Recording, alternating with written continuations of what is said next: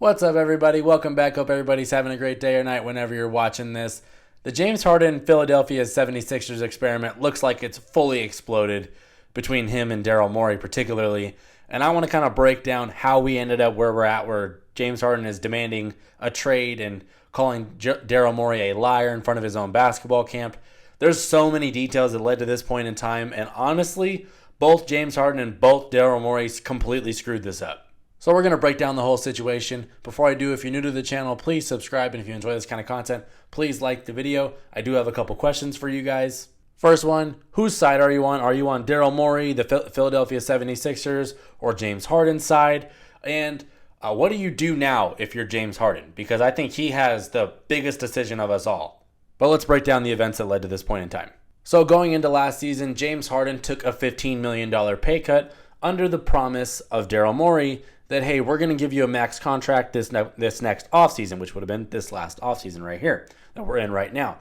So Harden takes the $15 million pay cut thinking, all right, we're going to build this team, we're going to be a contender, and they're going to pay me on the back end. He promised.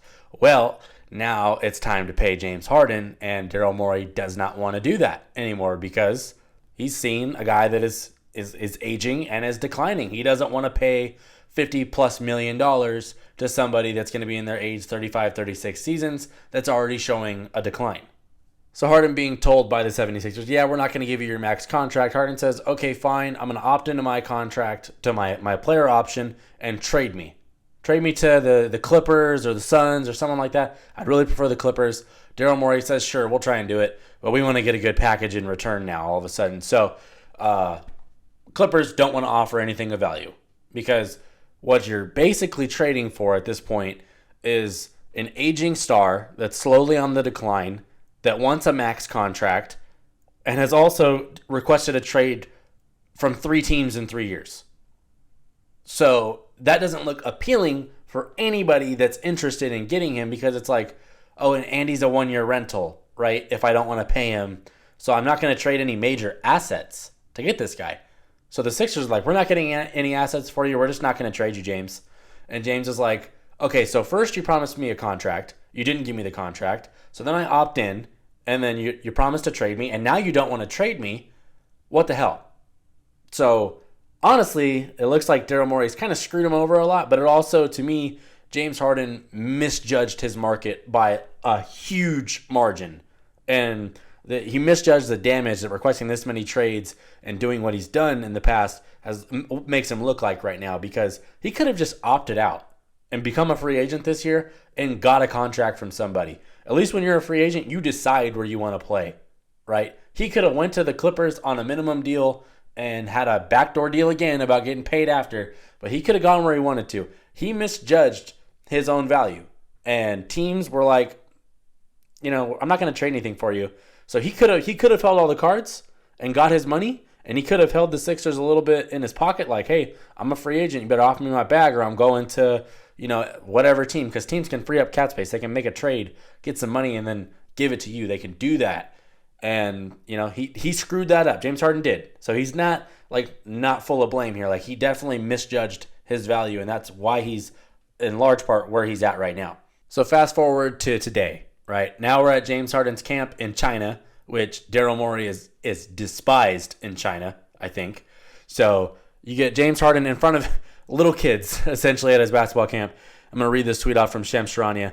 Daryl Morey is a liar, and I will never be a part of an organization that he's a part of. Let me say that again. Daryl Morey is a liar, and I will never be a part of an organization that he is a part of. That's full explosion. Right there. Like, I'm done. That's James Harden. That's what he's saying. And I don't know if he's bluffing. I wouldn't be willing to bet that he's bluffing, because this is a dude that has shown the willingness to just leave any situation when he doesn't want to be there anymore. So I think what do you do if you're James Harden? I think there's realistically 3 options, and there's a Twitter follow, Sporting Logical. He also does some YouTube videos and stuff like that. I'm going to read off the options that he put out because I agree with these. These are the 3 options that I think as well. So you got option 1. You're James Harden. You don't show up. The Sixers never trade you, and essentially your career is pretty much over because the new CBA doesn't allow you to hold out like Ben Simmons did. It just doesn't allow that. You sign the contract, you're playing the contract out, or you're not playing at all. And Harden could just say, you know what, screw it, I'm done. and hold out into the season, and then maybe the Sixers trade him, but they're not going to get anything for him, and who knows what kind of player you're getting. Then there's option 2. He shows up in terrible shape, a la the Houston Rockets tenure, how that ended. Tanks the season, 0% chance of getting a big contract ever again, because no one's going to want to pay you that when you showed the fact that you're not willing to stay in shape to earn your contract, and you're not going to play out your contract because you keep demanding trades and stuff. So option 2 doesn't look all that appealing either, right? Option 3, he shows up, he plays great, gets a big contract in the offseason. Now, the problem with that, it sounds great, right? Problem with that is he doesn't want to be in Philadelphia, and he's saying he's never going to play under an organization that has Daryl Morey on it. Clearly, the Sixers are not going to fire Daryl Morey. That's not going to happen. So, if you're James Harden, those are your 3 options. What do you do? It's like, I can go play great for a guy I absolutely despise now, then broke my trust. That doesn't sound all that appealing. I can, sit out the season and then I never play again. That doesn't sound all that appealing. Or I can play the Houston Rockets card and show up out of shape and make them want to trade me. But problem is, they're not going to trade you unless they're going to get something of value. So that doesn't seem all that inevitable either. I think ultimately he's going to show up. I don't think he's going to do a Ben Simmons and not show up just because of what the CBA rules are and how different they are now. But I think he's going to show up, and I don't think you're going to get that great of a version of him. I think a couple weeks ago I would have said he's going to show up and he's going to play great and he's going to earn a contract. But given the comments now, that would be like major going back on his words. And a lot of these dudes have a lot of pride. So unless he's bluffing, this doesn't look like it's going to end well for the Philadelphia 76ers or James Harden or Daryl Morey. And I think the really sad part about this whole situation is there's really only 2 losers in this whole ordeal, and it's not James Harden, and it's not Daryl Morey. It's really not even the 76ers team. It's Joel Embiid, if you're going to pick a player. The sagas that he's gone through are insane. And then the Philadelphia 76ers fan base that's going to have to go through this again. Like those are the 2 losers, the fan base and Joel Embiid. Because those dudes have done nothing but embody Philadelphia, or at least Embiid has. And then the fan base has done nothing but uplift him.